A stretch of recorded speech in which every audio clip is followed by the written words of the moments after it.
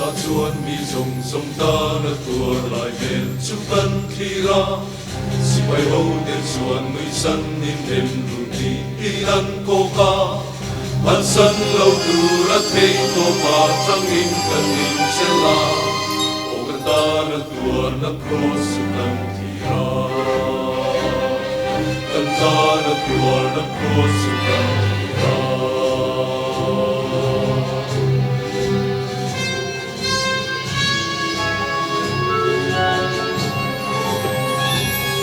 sa chuan che ta ka atwar lai ben chu kan khira kan ve sei na zong zong chu cross a chuan khai kana opi lu mai na na sa ta king kan thin lung chu chu ron wa i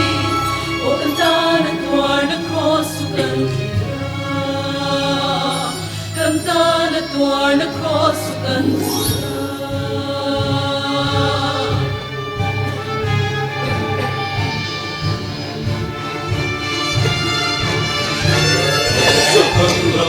an khen be na thiam khen ri kan chia chua an ni lung an liang mun da ma chung ang mai an na an li ka ta leng kim na ni na tho so ni na nu na ta ta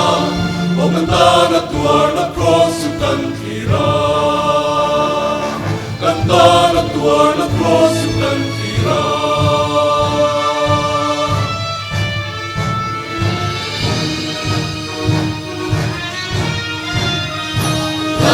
Kuring kan khira apan na kal salai chuani pan chu mi na ron lia tim ta atha rawa tha ta na ta len kim la so ve ki na kin ta te na o kan ta na tuar na cross kan thira